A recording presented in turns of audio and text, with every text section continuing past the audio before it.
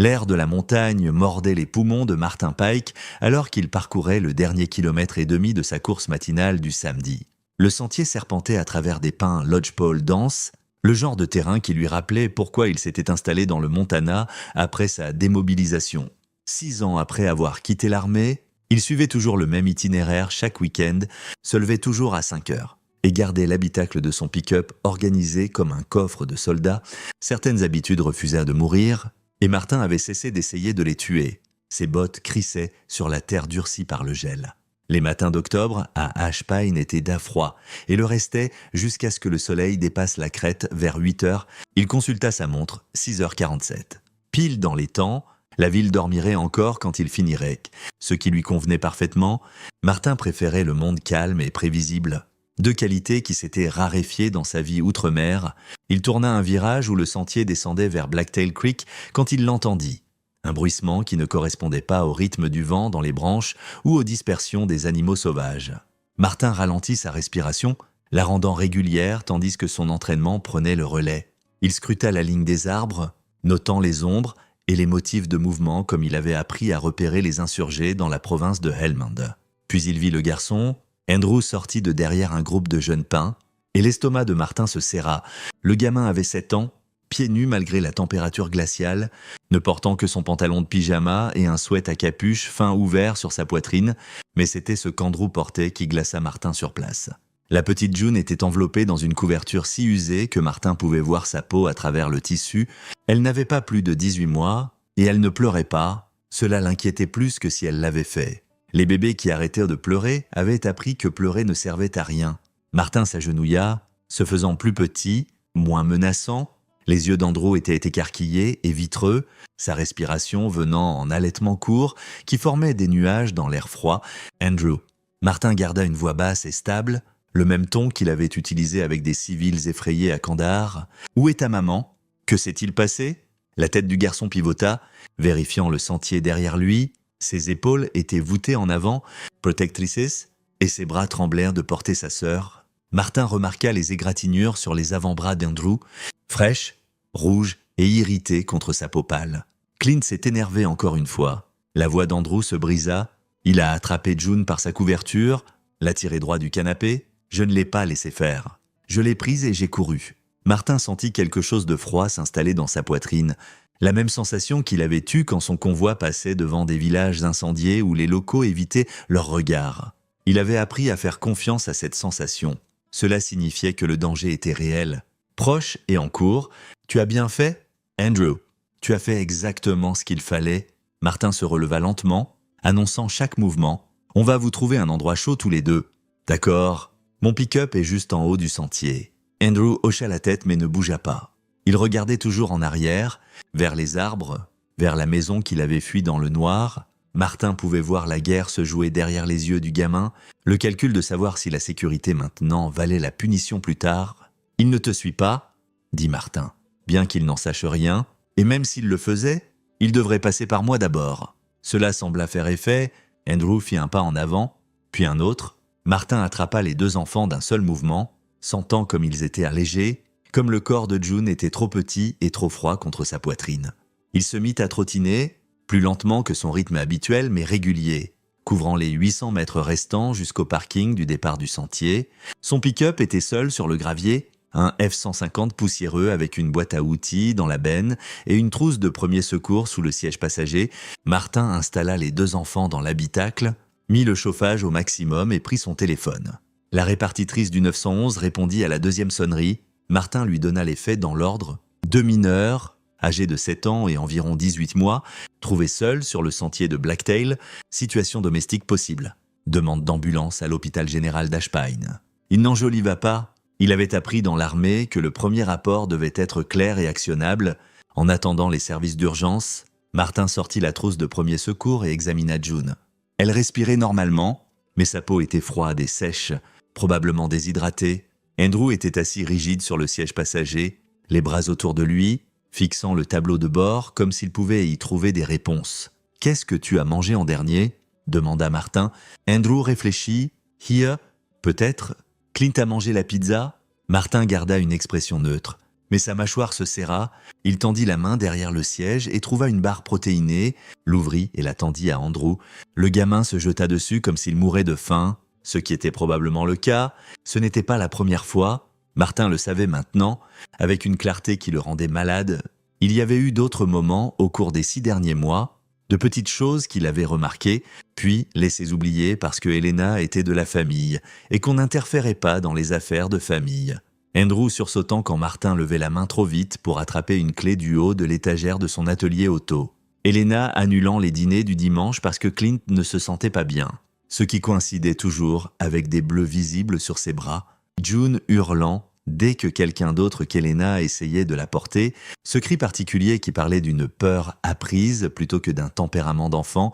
Martin s'était dit que ce n'était pas son affaire, qu'Helena était une adulte qui pouvait gérer ses propres relations, que peut-être Clint était juste un peu rude, s'ajustant à la vie de famille, stressé par l'argent, toutes les excuses que les gens se racontent quand ils ne veulent pas voir ce qui est juste sous leurs yeux. L'ambulance arriva 12 minutes plus tard, suivie d'une voiture de shérif. Martin reconnut le député Walsh en premier, puis le shérif Brandt lui-même descendit du siège passager. Brandt avait la cinquantaine avancée, avec le visage buriné de quelqu'un qui avait passé des décennies à gérer la réalité d'une petite ville du Montana, ce qui signifiait qu'il avait vu beaucoup de situations domestiques tourner mal. Les secouristes étaient efficaces et doux. Ils enveloppèrent June dans des couvertures chauffantes et lui posèrent une perfusion pour les fluides. Andrew refusa de lâcher la main de sa sœur, alors ils travaillèrent autour de lui, vérifiant ses constantes vitales pendant qu'il maintenait cette prise mortelle sur les minuscules doigts de June. Brandt prit Martin à part pendant que les secouristes chargèrent les enfants dans l'ambulance. « Vous voulez me dire ce que vous avez trouvé là-bas » Martin raconta à nouveau, ajoutant des détails sur la déclaration d'Andrew concernant Clint. Brandt nota tout dans un petit carnet, son stylo se déplaçant en traits soigneux et mesurés. « Vous connaissez Helena Richardson ?» demanda Brandt. « C'est ma cousine, deuxième cousine. Techniquement, sa mère et la mienne étaient proches en grandissant. » Brandt hocha lentement la tête. « Et Clint Massey, je l'ai rencontré quelques fois. Il s'est installé avec Helena il y a environ 8 mois. Il travaillait dans la construction, ou du moins avant que le temps change. Je ne sais pas grand-chose sur lui. C'était en grande partie vrai. Ce que Martin savait de Clint venait d'interactions brèves lors de rassemblements familiaux. L'homme était bruyant, opiniâtré, avait une façon de dominer les conversations et de faire des pics subtils à Helena déguisée en blague. Martin ne l'avait pas aimé, mais ne pas aimer quelqu'un n'était pas une preuve d'abus. « Je vais suivre l'ambulance à l'hôpital », dit Brandt. « Vous devriez probablement venir aussi. Helena va avoir besoin de famille là-bas. » Martin remonta dans son pick-up et suivit les lumières clignotantes sur l'autoroute de montagne vers la ville. Le soleil franchissait enfin les sommets, peignant la vallée en teintes d'or et d'ambre qui auraient été belles si Martin avait été capable de les remarquer. Au lieu de cela, il n'arrêtait pas de voir le visage d'Andrew, cette expression de peur profonde qu'aucun enfant de 7 ans ne devrait avoir à porter.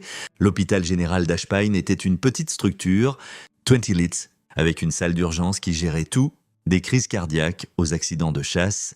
La salle d'urgence était calme un samedi matin, un seul autre patient visible à travers les rideaux de séparation. Les infirmières se déplaçaient avec une efficacité pratiquée, leurs chaussures couinant sur les sols en linoléum qui sentaient de l'antiseptique et la cire à plancher. Andrew était assis sur une table d'examen pendant qu'une infirmière nettoyait les égratignures sur ses bras. June était dans le box voisin, avec une perfusion fixée à sa petite main, un moniteur d'oxygène clipsé à son orteil. Elle était réveillée maintenant et pleurait. Ce que l'infirmière pédiatrique dit être un bon signe, ça montre qu'elle a de l'énergie, expliqua l'infirmière à Martin. La déshydratation peut rendre les bébés léthargiques. Nous voulons les voir réactifs. Martin se tenait dans le couloir entre les deux box, gardant les 2 enfants en vue. Le shérif Brandt était avec Andrew maintenant, posant des questions de cette façon prudente que les forces de l'ordre utilisaient avec les enfants. Ouverte, non inductive, documentée pour un usage potentiel au tribunal. « Peux-tu me dire ce qui t'a fait quitter ta maison ce matin ?» Andrew tritura le bord de son bandage. Clint criait. Il crie toujours, mais cette fois c'était différent. Plus fort. À propos de quoi criait-il ? June pleurait. Elle n'arrêtait pas de pleurer et Clint a dit qu'il allait la faire taire. Il a attrapé sa couverture et a tiré. Maman a essayé de la prendre, mais Clint a poussé maman par terre. Brandt nota régulièrement. Est-ce que quelque chose comme ça est arrivé avant ? Le silence d'Andrew était une réponse suffisante. Le gamin fixait ses mains, les épaules rentrées, comme s'il essayait de se faire plus petit. Martin avait vu ce langage corporel auparavant dans des villages où les gens avaient appris que la mauvaise réponse pouvait vous faire tuer. « Andrew, dit gentiment Brandt, tu n'es pas en trouble. Personne n'est fâché contre toi, mais j'ai besoin de savoir si Clint t'a blessé. Toi ou June ou ta maman, avant. » La voix du garçon sortit à peine au-dessus d'un murmure. Il jette des trucs, des assiettes et des tasses. Et une fois son téléphone, il frappe les murs. Il a attrapé le bras de maman si fort qu'il est devenu violet. Il m'a enfermé dehors le mois dernier parce que j'avais oublié de ranger mes chaussures. C'était la nuit et il faisait froid, et maman a dû attendre qu'il aille aux toilettes pour me laisser rentrer. Brandt hocha la tête, son visage soigneusement neutre, bien que Martin vit le muscle de sa mâchoire tressaillir. « Tu as fait ce qu'il fallait en protégeant ta sœur. Tu comprends ça? Tu es un gamin courageux ?» Andrew n'avait pas l'air courageux. Il avait l'air épuisé, effrayé et petit. Elena arriva 30 minutes plus tard, sa voiture entrant dans le parking avec assez de force pour que Martin l'entende de l'intérieur. Elle franchit les portes de la salle d'urgence dans un état de panique à peine contrôlé. Ses cheveux non brossés, portant un pantalon de survêtement et une veste qui ne matchaient pas, sans maquillage pour cacher les cernes sous ses yeux. « Où sont-ils? Où sont mes enfants ?» Sa voix portait un bord d'hystérie, faisant tourner les têtes dans toute la salle d'urgence. Une infirmière la dirigea vers les box. Elena passa devant Martin comme s'il n'était pas là, serrant Andrew dans une étreinte féroce qui fit grimacer le garçon. Elle passa ensuite à June, des larmes coulant sur son visage alors qu'elle touchait les joues de sa fille. Ses mains, comptant les doigts, comme si elle avait besoin de preuves que toutes les parties étaient encore là. Le shérif Brandt lui laissa quelques minutes avant de s'approcher. Martin observa depuis le couloir tandis que Brandt se présentait, sa posture non menaçante mais officielle. « Madame Richardson, j'ai besoin de vous poser des questions sur ce qui s'est passé ce matin. » L'expression d'Elena changea, la panique se durcissant en quelque chose de défensif. Andrew réagit de manière excessive. Il s'effraie facilement. « Je suis sûr que ça paraît pire que ça ne l'est. Votre fils a été trouvé pieds nus sur un sentier de randonnée par des températures glaciales. Portant votre fille, dit Brandt d'une voix égale. Il m'a dit que Clint Massey avait attrapé June par sa couverture. Est-ce exact? Clint était juste, il est stressé. Il est sans travail et l'argent est serré et June ne dormait pas bien. Il ne voulait rien dire de mal. Martin sentit quelque chose se tordre dans sa poitrine en écoutant sa cousine défendre l'homme qui terrifiait ses enfants. Mais il reconnut le pattern. Il l'avait vu outre-mer, vu dans des appels domestiques quand il avait fait un bref passage comme policier militaire avant son déploiement en infanterie. Les victimes protégeant leurs agresseurs parce que l'alternative, admettre que la relation était dangereuse, signifiait admettre qu'elles avaient resté trop longtemps, fait de mauvais choix, mis leurs enfants en danger. La honte était un puissant silencieux. Brandt posa plus de questions. Elena donna des réponses qui minimisaient et déviaient, ses mains se tordant ensemble sur ses genoux, ses yeux se dirigeant vers la porte comme si elle s'attendait à ce que Clint passe à travers à tout moment. Martin pouvait voir le calcul se faire derrière ses yeux, le mat désespéré de savoir si dire la vérité rendrait les choses meilleures ou pires. Après 20 minutes, Brandt ferma son carnet. « Je vais déposer un rapport auprès des services de protection de l'enfance. Ils voudront probablement faire une visite à domicile demain ou lundi. En attendant, je vous suggère fortement de trouver un autre endroit où rester ce soir. » Le visage d'Elena blanchit. « Vous ne pouvez pas? J'ai besoin de rentrer à la maison? Toutes nos affaires sont là. Je ne vous ordonne pas de partir, » dit prudemment Brandt. « Mais je vous dis que votre fils était assez effrayé pour courir dans les bois avant l'aube en portant un nourrisson. Ce n'est pas un enfant qui réagit de manière excessive, c'est un enfant en mode survie. Il partit alors, s'arrêtant pour serrer la main de Martin, en sortant, gardez un œil sur eux, dit quietly Brandt, et si les choses s'aggravent, appelez-moi directement. » Il tendit à Martin une carte de visite avec son numéro de portable personnel écrit au dos. Martin rangea la carte et entra dans le box d'Elena. Elle tenait June maintenant, se balançant d'avant en arrière, murmurant des rassurances qui semblaient destinées à se convaincre elle-même. « Elena !» Elle ne le regarda pas. « Ne commence pas, Martin. S'il te plaît, ne commence pas. Les enfants ne peuvent pas retourner là-bas. Tu le sais? Tu ne comprends pas? C'est compliqué. Qu'y a-t-il de compliqué à les garder en sécurité ?» Elena rencontra enfin ses yeux. Et Martin vit quelque chose qui l'effraya plus que la colère ou le déni. Il vit de la résignation, le regard de quelqu'un qui avait accepté que sa vie soit ce qu'elle était, qu'elle méritait ce qu'elle avait, que se battre ne ferait qu'empirer les choses. « Où irais-je même ?» Sa voix se brisa. « Je n'ai pas d'argent. Clint gère toutes les factures. Il vérifie mon téléphone. Martin. Il sait partout où je conduis. parce qu'il surveille le kilométrage. Si je pars, il me trouvera et il sera tellement en colère. Martin tira une chaise près d'elle et s'assit, se mettant à son niveau. Tu ne feras pas ça seul. Vous pouvez rester chez moi, tous les trois, aussi longtemps que nécessaire. Il viendra là-bas, qu'il essaye. Quelque chose dans la voix de Martin dut faire tilt parce qu'Elena le regarda alors vraiment. Voyant peut-être pour la première fois que son cousin ne faisait pas des offres vides, Martin avait passé 2 tours en Afghanistan. Il avait nettoyé des bâtiments et tenu des postes en territoire hostile et appris à dormir sous les tirs de mortier. Clint Massey était un tyran et un lâche. Et Martin avait affronté pire, mais Elena secoua la tête. « Je ne peux pas juste partir. Tu ne sais pas comment il est quand il est en colère. Je sais comment il est avec tes enfants. C'est suffisant. » Une infirmière interrompit pour dire que les papiers de sortie étaient prêts. June était stable, hydratée, prête à partir. Les égratignures d'Andrew avaient été nettoyées et bandées. Ils étaient libres de partir. Elena se leva lentement, rassemblant June dans ses bras, appelant Andrew. Le garçon se déplaça comme s'il naviguait dans un champ de mines. Prudent et délibéré, Martin les suivit jusqu'au parking où la berline d'Elena était garée sur une place visiteur. « Au moins, laisse-moi te suivre à la maison », dit Martin. « Assure-toi que tu arrives en sécurité. » Elena hésita puis hocha la tête. Martin monta dans son pick-up et suivit sa berline à travers la ville, sur des rues qu'il connaissait depuis toujours. Ash Pine était le genre d'endroit où les gens laissaient leurs portes ouvertes et où tout le monde connaissait les affaires des autres. C'était censé être sûr. C'était tout le but de vivre dans une petite ville du Montana, plutôt que dans une ville où la violence était attendue. Mais Martin commençait à comprendre que la violence se fichait des codes postaux. Elle se produisait là où les gens la laissaient de se produire, où les voisins détournèrent le regard et les membres de la famille trouvaient des excuses et les bonnes personnes décidaient que ce n'était pas leur problème. La maison d'Elena était une petite location de style ranch du côté est de la ville.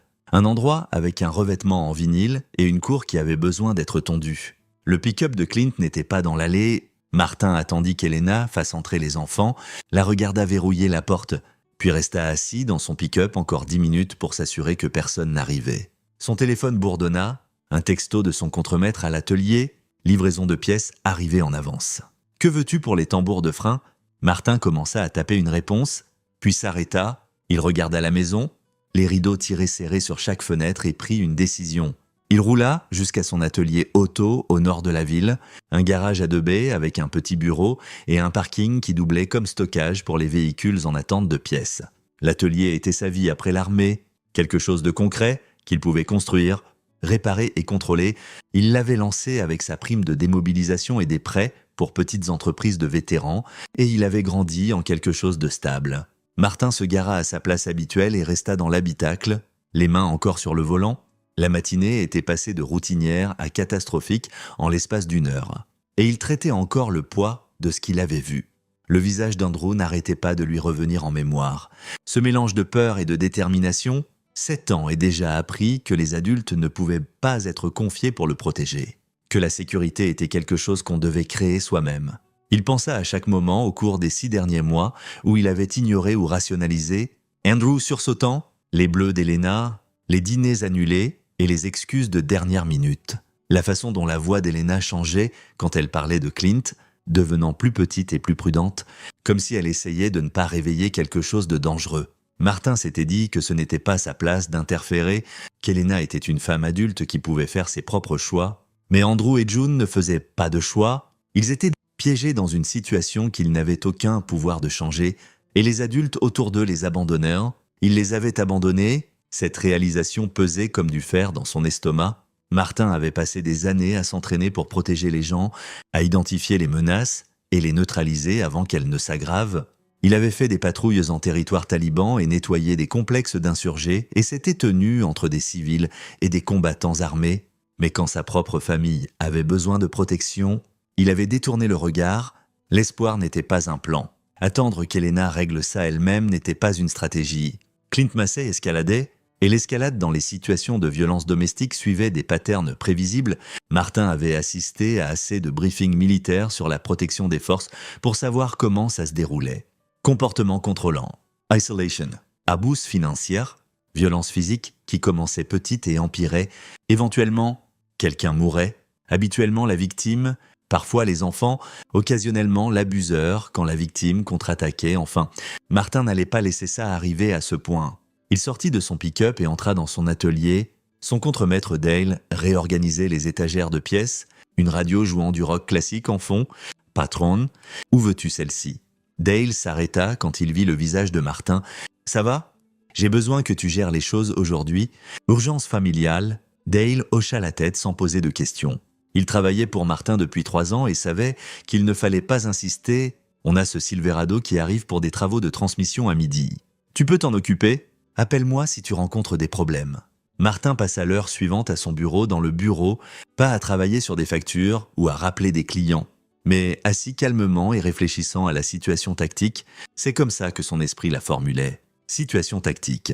For ses amis. Elena, Andrew, June, lui-même, Sheriff Brandt. Force hostile.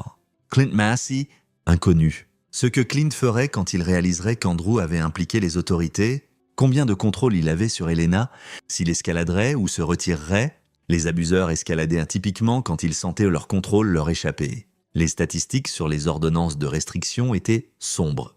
La plupart des homicides de violence domestique se produisaient dans les 2 mois suivant la séparation. Le moment le plus dangereux pour une victime était quand elle essayait de partir.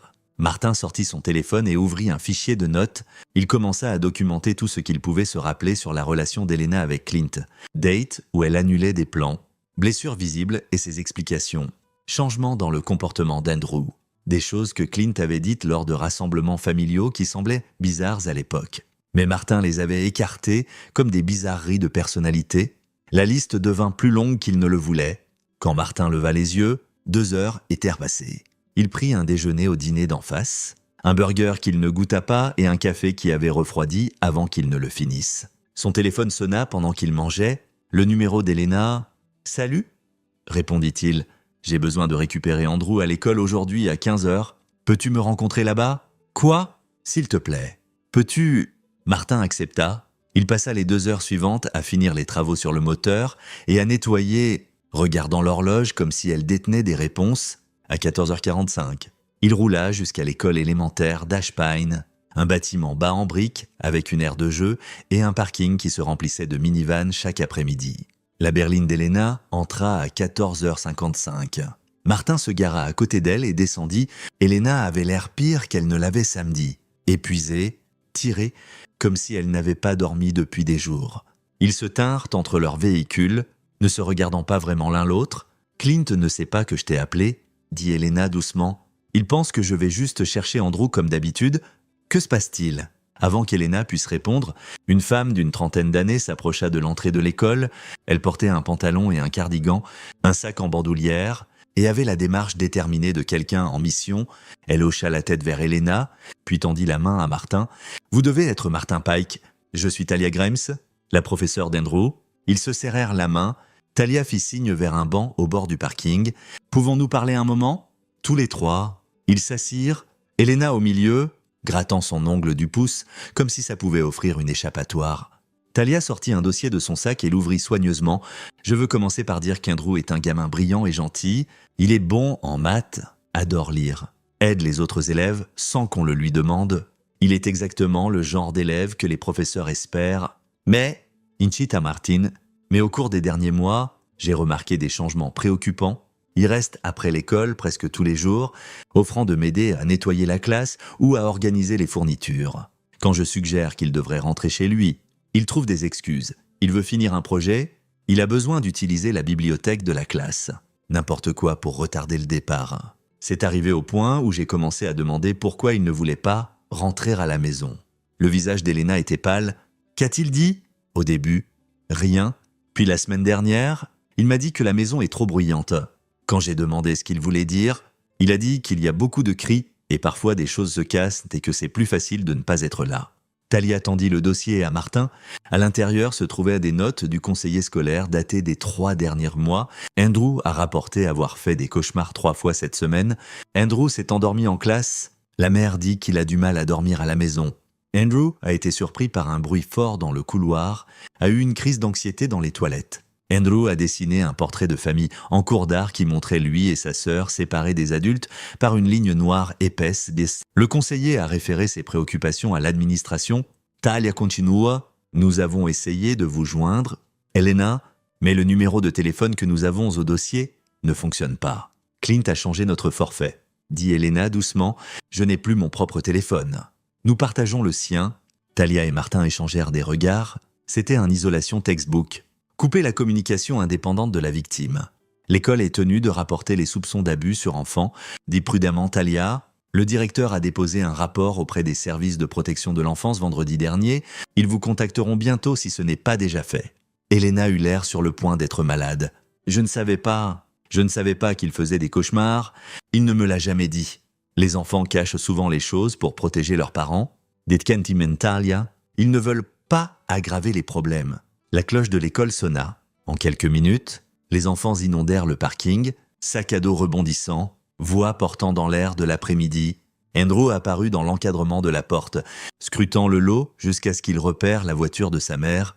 Il s'approcha lentement, son enthousiasme initial à voir sa maman s'estompant quand il remarqua Martin et sa professeure assis ensemble. « Suis-je en trouble ?»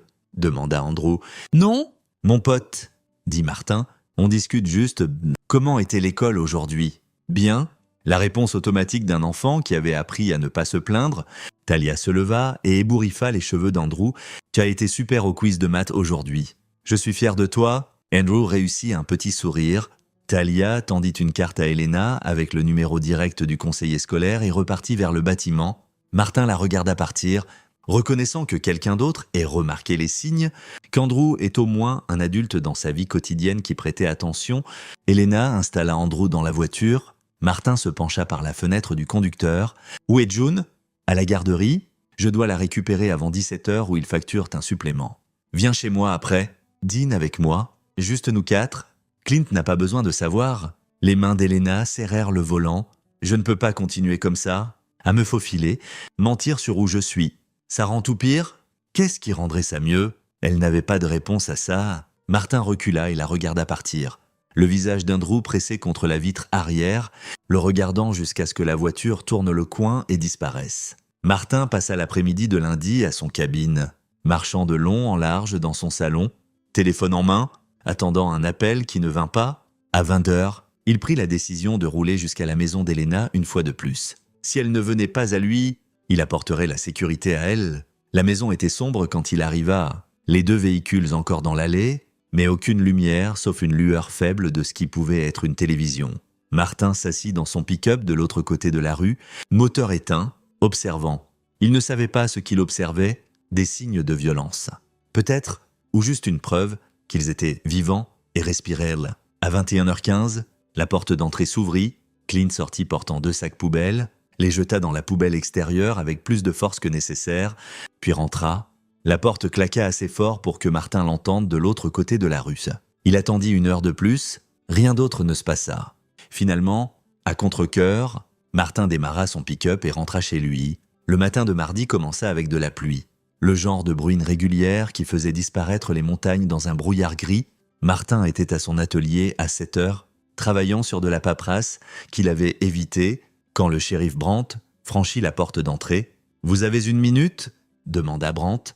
Ils s'assirent dans le petit bureau de Martin, tasse de café entre eux, la pluie tambourinant sur le toit métallique au-dessus.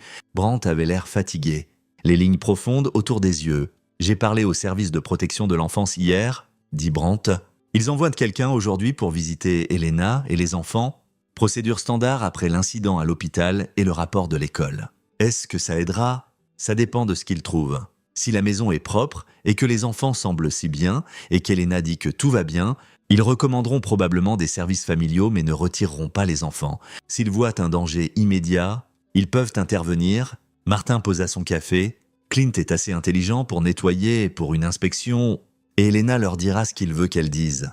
Je sais, c'est le problème avec les situations domestiques. La victime protège l'abuseur nie tout, et sans preuve solide, nous ne pouvons pas faire grand-chose. Qu'est-ce qui compte comme preuve solide ?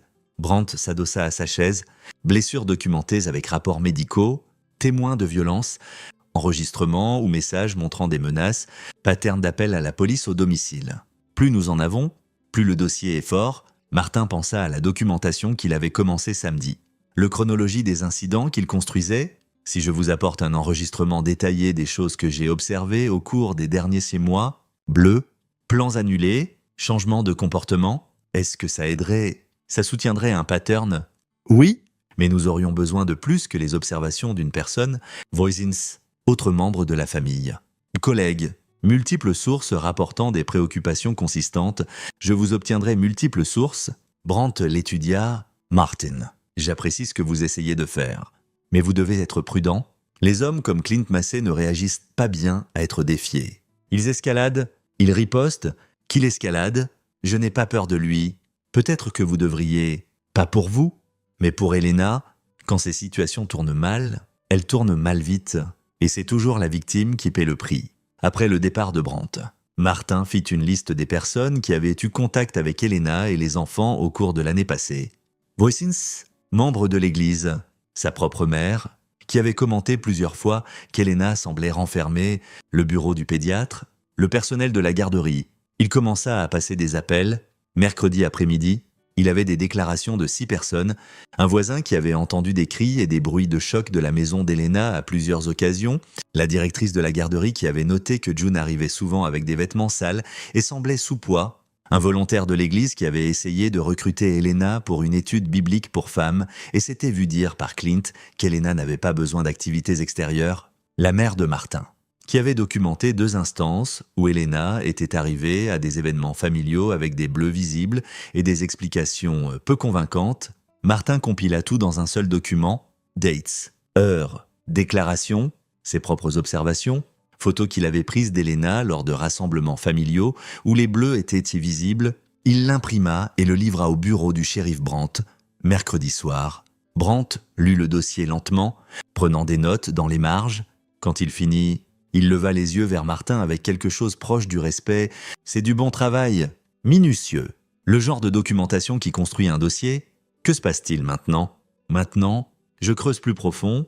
Je vais tirer les enregistrements de tout contact policier avec cette adresse, vérifier si Clint a un historique dans d'autres juridictions, coordonner avec les services de protection de l'enfance sur leur finding. Si nous pouvons établir un pattern d'abus et de mise en danger, je peux demander une ordonnance de protection d'urgence. Combien de temps ça prendra ? Ça pourrait être des jours, ça pourrait être des semaines. Les tribunaux ne bougent pas vite. Martin sentit la frustration monter. Donc en attendant, Elena et les enfants sont censés rester là et espérer que Clint n'escalade pas. En attendant, dit prudemment Brandt, vous faites ce que vous faites, vous restez proche. Vous documentez tout. Et si les choses deviennent violentes, vous appelez le 911 immédiatement. Cette nuit-là, Martin resta éveillé dans sa cabine, écoutant la pluie sur le toit et pensant à chaque opération militaire à laquelle il avait participé où la vitesse était essentielle. L'hésitation tuait des gens, attendre des conditions parfaites signifiait perdre l'initiative. Mais ce n'était pas une zone de combat, et il ne pouvait pas enfoncer des portes et extraire Elena sous la menace d'une arme. Peu importe combien il le voulait, jeudi matin apporta une accalmie dans le temps. Martin était sous une Honda Civic en train de remplacer des plaquettes de frein quand Elena appela « Peux-tu me rencontrer ?» Sa voix était tendue, urgente. Quelque part où Clint ne nous verra pas. Où es-tu maintenant ? Parking du supermarché ? Il pense que je fais des courses. J'ai peut-être 30 minutes avant qu'il ne commence à appeler. Martin essuya la graisse de ses mains et attrapa ses clés. « Reste là, j'arrive !» Il la trouva dans le coin éloigné du parking de Safeway, assise dans sa voiture avec les fenêtres fermées malgré la belle journée. Quand il monta sur le siège passager, il vit pourquoi. Son œil gauche était enflé, le bleu-violet foncé et frais. Elle avait essayé de le couvrir avec du maquillage, mais le gonflement était trop sévère. « Bon sang, Elena, ne fais pas ça !» Elle leva une main. « S'il te plaît, ne fais pas ça. Je ne peux pas entendre à quel point je suis stupide ou que j'aurais dû partir ou quoi que ce soit maintenant. » Martin se reprit. « D'accord ? De quoi as-tu besoin ? J'ai besoin de partir. Aujourd'hui, tout de suite. J'ai besoin d'aide pour prendre des affaires de la maison pendant que Clint est au travail et j'ai besoin d'un endroit où emmener les enfants où il ne nous trouvera pas. Ma cabine. Il y a de la place pour vous tous. J'ai un système de sécurité et des serrures qui fonctionnent vraiment et je serai là chaque soir. » Elena hocha la tête, les mains tremblantes serrant le volant. Il sait, à propos de la visite des services de protection de l'enfance. À propos de toi posant des questions en ville. Il sait que quelqu'un monte un dossier contre lui. Et il devient paranoïaque, et hier soir, sa voix se brisa. Hier soir était mauvais, pire que d'habitude, et j'ai réalisé que si je ne pars pas maintenant, l'un de nous pourrait ne pas survivre à ça. Où est June? Garderie jusqu'à 15 heures. Andrew est à l'école? D'accord, voici ce qu'on fait. Tu rentres à la maison? Emballe l'essentiel, vêtements, documents, médicaments, tout ce que tu ne peux pas remplacer. Je te suivrai là-bas et t'aiderai à charger tout dans mon pick-up. On amène tout chez moi, puis on récupère les enfants ensemble, et s'ils rentrent tôt, alors je m'en occuperai. Elena rencontra ses yeux, cherchant quelque chose, du réconfort, peut-être, ou la preuve qu'il pensait ce qu'il disait. Ce qu'elle vit sembla la satisfaire car elle hocha la tête une fois, tranchante et décisive. D'accord? Allons-y. Ils roulèrent en convoi jusqu'à la maison d'Elena. La rue était calme, un jeudi matin typique dans un quartier ouvrier. Martin gara son pick-up dans l'allée, bloquant la place habituelle de Clint, une petite revendication territoriale, mais intentionnelle. À l'intérieur, la maison montrait des signes du chaos qu'Elena avait décrit. Une lampe gisait cassée dans le coin, des trous dans les cloisons sèches où des poings avaient frappé. La table de cuisine était propre, mais le sol en dessous était jonché de fragments d'assiettes brisées qui n'avaient pas été entièrement balayés. Commence par l'essentiel, dit Martin. Documents importants d'abord, acte de naissance, carte de sécurité sociale, dossiers médicaux, tout papier financier que tu peux trouver. Elena se déplaça dans la maison avec l'efficacité de quelqu'un qui avait planifié ce moment, même si elle ne se l'était pas admis. Elle tira des fichiers d'un tiroir de cuisine, les fourra dans un sac à dos. Martin l'aida à rassembler des vêtements, se concentrant sur des articles pratiques, vestes, chaussures, assez de tenues pour une semaine. Ils emballèrent les affaires des enfants rapidement, remplissant des sacs poubelles parce qu'il n'y avait pas le temps d'être ordonné. Ils chargeaient le dernier sac dans le pick-up de Martin quand le Dodge Ram de Clint tourna dans la rue. « Rentre dans la maison », dit doucement Martin. « Elena, rentre dans la maison, verrouille la porte. Ne sors pas quoi que tu entendes ». Elle hésita, puis courut vers la porte d'entrée. Martin entendit le verrou cliquer juste au moment où Clint se gara dans l'allée derrière le pick-up de Martin. Le bloquant, Clint descendit lentement, prenant la scène en compte, le pick-up de Martin chargé de sacs, l'absence d'Elena, la preuve claire que quelque chose se passait qu'il ne contrôlait pas. Son visage passa par plusieurs expressions en succession rapide. Confusion. Réalisation. Fureur. Qu'est-ce que tu crois faire? Martin se tenait près de la benne de son pick-up, les mains détendues le long du corps, poids équilibré, emmener Elena et les enfants dans un endroit sûr. Tu voles ma famille? Ce ne sont pas des biens, et ils ne sont pas en sécurité ici. Clint s'approcha, chaque pas délibéré. Tu penses pouvoir juste entrer dans ma maison, prendre ma copine et mes enfants, et je suis censé laisser ça arriver. Elle a demandé de l'aide. Je l'aide. Elle n'a rien demandé. C'est toi qui l'as empoisonné contre moi, qui a tourné ses enfants contre moi, qui m'a fait passer pour un monstre. Je n'ai pas eu à te faire passer pour quoi que ce soit. Tu l'as fait toi-même? Le visage de Clint s'assombrit. Ce gamin est un menteur, dramatique petit. Il a 7 ans, assez grand pour savoir qu'il ne faut pas inventer des histoires. Martin garda une voix égale, les mains visibles et non menaçantes, mais sa posture changea subtilement en quelque chose de plus équilibré. Où est Elena? Elle ne veut pas te voir. Alors, elle peut me le dire elle-même. Ils restèrent là plusieurs secondes, 2 hommes dans un encadrement de porte, se mesurant l'un l'autre. Martin savait ce que Clint voyait, quelqu'un de 10 centimètres plus petit, plus mince, moins évidemment puissant. Ce que Clint ne savait pas, c'est que Martin avait passé 8 ans à apprendre à neutraliser des gens 2 fois sa taille, qu'il portait une mémoire musculaire de 100 entraînements au combat au corps à corps, qu'il était calme d'une façon que Clint ne comprendrait jamais, parce que Martin avait déjà décidé comment ça finirait si Clint rendait sa physique. Elena apparut derrière Clint, son visage pâle. « Martin, c'est bon, on discute juste. Tu m'as appelé il y a 10 minutes et dit que tu avais besoin de moi ici. » Je réagissais de manière excessive. Tout va bien maintenant. Martin regarda par-dessus Clint vers sa cousine. Elle se tenait les bras autour d'elle, épaules voûtées, se faisant petite. Andrew était visible dans le couloir derrière elle, observant l'interaction avec de grands yeux. « Elena, j'ai besoin de t'entendre le dire. Toi et les enfants, êtes-vous en sécurité? »« Oui, nous sommes en sécurité. Tu peux partir. » Les mots étaient justes, mais la livraison était fausse. Elle lisait un script, disant ce que Clint voulait entendre. Martin pouvait voir la peur en dessous, le calibrage prudent de son ton pour éviter de déclencher la colère de Clint. « D'accord, dit Martin, mais je vais t'appeler plus tard pour vérifier. Et si tu as besoin de quoi que ce soit, appelle-moi immédiatement. Elena hocha vite la tête. Clint sourit, un sourire de vainqueur, et ferma la porte au nez de Martin. Martin resta sur le porche un long moment, fixant cette porte fermée, sentant le poids de sa propre impuissance. Il ne pouvait pas forcer Elena à partir, il ne pouvait pas arrêter Clint. Tout ce qu'il pouvait faire était documenter et attendre et espérer que les choses n'escaladent pas avant que l'aide arrive. Mais l'espoir n'était pas un plan. Il roula de retour à son atelier et passa le reste du samedi à travailler sur des jobs de maintenance routine, changeant de l'huile et rotant des pneus, laissant le travail mécanique occuper ses mains pendant que son esprit turnait des scénarios. À 18h, il ferma et roula jusqu'à sa petite cabine au nord de la ville, 2 chambres, un poêle à bois, une vue sur les montagnes qui lui apportait habituellement la paix. Ce soir, la vue ne signifiait rien. Il s'assit sur son porche et appela Elena. Le téléphone sonna 6 fois avant d'aller sur messagerie. Il essaya à nouveau, même résultat. Martin envoya un texto. « Appelle-moi quand tu auras ça. Je veux juste m'assurer que tu vas bien. » Pas de réponse. Il attendit 1 heure, puis roula devant la maison d'Elena. Les lumières étaient allumées, mais les rideaux tirés, les 2 véhicules dans l'allée, aucun signe évident de détresse. Mais ça ne signifiait pas grand-chose. La pire violence se passait derrière des portes fermées pendant que les voisins vaquaient à leur routine du soir. Inconscience. Dimanche matin, Martin assista au service matinal à l'église communautaire d'Ashpine, quelque chose qu'il faisait plus par habitude que par foi. Elena venait habituellement au même service, assise au fond avec les enfants. Aujourd'hui, son banc était vide. Après l'église, Martin essaya d'appeler à nouveau. Messagerie.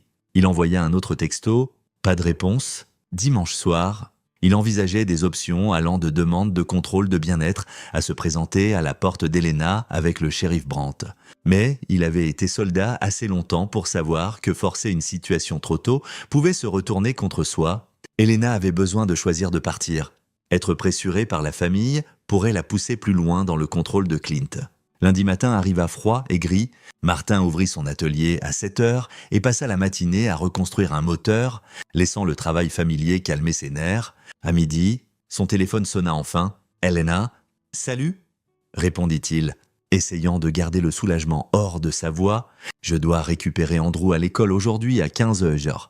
Peux-tu me rencontrer là-bas ?» Ce qu'il y avait avant, mais répété. « Attends, c'est une répétition dans le texte original, mais je traduis tel quel. » Note, le texte original a quelques répétitions ou erreurs, mais je continue la traduction sans omettre.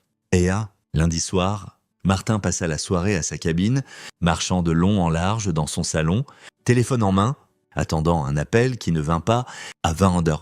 Il prit la décision de rouler jusqu'à la maison d'Elena une fois de plus. Si elle ne venait pas à lui, il apporterait la sécurité à elle. La maison était sombre quand il arriva, les 2 véhicules encore dans l'allée, mais aucune lumière sauf une lueur faible de ce qui pouvait être une télévision. Martin s'assit dans son pick-up de l'autre côté de la rue, moteur éteint, observant. Il ne savait pas ce qu'il observait, des signes de violence. Peut-être, ou juste une preuve qu'ils étaient d'un vivant et respiraient. À 21h15, la porte d'entrée s'ouvrit. Clint sortit portant 2 sacs poubelles, les jeta dans la poubelle extérieure avec plus de force que nécessaire, puis rentra. La porte claqua assez fort pour que Martin l'entende de l'autre côté de la rue. Il attendit 1 heure de plus, rien d'autre ne se passa. Finalement, à contre-cœur, Martin démarra son pick-up et rentra chez lui. Mardi matin commença avec de la pluie, le genre de bruine régulière qui faisait disparaître les montagnes dans un brouillard gris. Martin était à son atelier à 7h, travaillant sur de la paperasse qu'il avait évitée, quand le shérif Brandt franchit la porte d'entrée. « Vous avez 1 minute ?» demanda Brandt. Ils s'assirent dans le petit bureau de Martin, tasse de café entre eux, la pluie tambourinant sur le toit métallique au-dessus. Brandt avait l'air fatigué, les lignes profondes autour des yeux. « J'ai parlé au service de protection de l'enfance hier, » dit Brandt. « Ils envoient quelqu'un aujourd'hui pour visiter Elena et les enfants. Procédure standard après l'incident à l'hôpital et le rapport de l'école. Est-ce que ça aidera ? Ça dépend de ce qu'ils trouvent. Si la maison est propre et que les enfants semblent bien et qu'Elena dit que tout va bien, ils recommanderont probablement des services familiaux, mais ne retireront pas les enfants. S'ils voient un danger immédiat, ils peuvent intervenir. » Martin posa son café. Clint est assez intelligent pour nettoyer pour une inspection, et Elena leur dira ce qu'il veut qu'elle dise. « Je sais, C'est le problème avec les situations domestiques. La victime protège l'abuseur nie tout, et sans preuve solide, nous ne pouvons pas faire grand-chose. Qu'est-ce qui compte comme preuve solide? Brandt s'adossa à sa chaise, blessures documentées avec rapports médicaux, témoins de violence, enregistrements ou messages montrant des menaces, pattern d'appel à la police au domicile. Plus nous en avons, plus le dossier est fort. Martin pensa à la documentation qu'il avait commencée samedi, le chronologie des incidents qu'il construisait. Si je vous apporte un enregistrement détaillé des choses que j'ai observées au cours des derniers 8 mois, bleu, plans annulés, changement de comportement, est-ce que ça aiderait, ça soutiendrait un pattern? Oui, mais nous aurions besoin de plus que les observations d'une personne, voisins, autres membres de la famille, collègues, multiples sources rapportant des préoccupations consistantes. Je vous obtiendrai multiples sources. Brandt l'étudia. Martin, j'apprécie ce que vous essayez de faire, mais vous devez être prudent. Les hommes comme Clint Massey ne réagissent pas bien à être défiés. Ils escaladent, ils ripostent. Qui l'escalade? Je n'ai pas peur de lui. Peut-être que vous devriez, pas pour vous, mais pour Elena. Quand ces situations tournent mal, elles tournent mal vite, et c'est toujours la victime qui paie le prix. Après le départ de Brandt, Martin fit une liste des personnes qui avaient eu contact avec Elena et les enfants au cours de l'année passée. Voisins, membre de l'église, sa propre mère, qui avait commenté plusieurs fois qu'Elena semblait renfermée, le bureau du pédiatre, le personnel de la garderie. Il commença à passer des appels. Mercredi après-midi, il avait des déclarations de 6 personnes, un voisin qui avait entendu des cris et des bruits de choc de la maison d'Elena à plusieurs occasions, la directrice de la garderie qui avait noté que June arrivait souvent avec des vêtements sales et semblait sous poids, un volontaire de l'église qui avait essayé de recruter Elena pour une étude biblique pour femmes et s'était vu dire par Clint qu'Elena n'avait pas besoin d'activités extérieures. La mère de Martin, qui avait documenté 2 instances où Elena était arrivée à des événements familiaux avec des bleus visibles et des explications peu convaincantes. Martin compila tout dans un seul document, dates, heure, déclaration, ses propres observations, photos qu'il avait prises d'Elena lors de rassemblements familiaux où les bleus étaient visibles. Il l'imprima et le livra au bureau du shérif Brandt. Mercredi soir, Brandt lut le dossier lentement, prenant des notes dans les marges. Quand il finit, il leva les yeux vers Martin avec quelque chose proche du respect. « C'est du bon travail, minutieux, le genre de documentation qui construit un dossier. Que se passe-t-il maintenant? Maintenant, je creuse plus profond. Je vais tirer les enregistrements de tout contact policier avec cette adresse, vérifier si Clint a un historique dans d'autres juridictions, coordonner avec les services de protection de l'enfance sur leurs findings. Si nous pouvons établir un pattern d'abus et de mise en danger, je peux demander une ordonnance de protection d'urgence. Combien de temps ça prendra? Ça pourrait être des jours, ça pourrait être des semaines. Les tribunaux ne bougent pas vite. » Martin sentit la frustration monter, donc en attendant, Elena et les enfants sont censés rester là et espérer que Clint n'escalade pas. « En attendant, dit prudemment Brandt, vous faites ce que vous faites, vous restez proche, vous documentez tout, et si les choses deviennent violentes, vous appelez le 911 immédiatement. » Cette nuit-là, Martin resta éveillé dans sa cabine, écoutant la pluie sur le toit, et pensant à chaque opération militaire à laquelle il avait participé, où la vitesse était essentielle. L'hésitation tuait des gens, attendre des conditions parfaites signifiait perdre l'initiative. Mais ce n'était pas une zone de combat, et il ne pouvait pas enfoncer des portes et extraire Elena sous la menace d'une arme. Peu importe combien il le voulait, jeudi matin apporta une accalmie dans le temps. Martin était sous une Honda Civic en train de remplacer des plaquettes de frein quand Elena appela « Peux-tu me rencontrer ?» Sa voix était tendue. Urgente. Quelque part où Clint ne nous verra pas. Où es-tu maintenant? Parking du supermarché.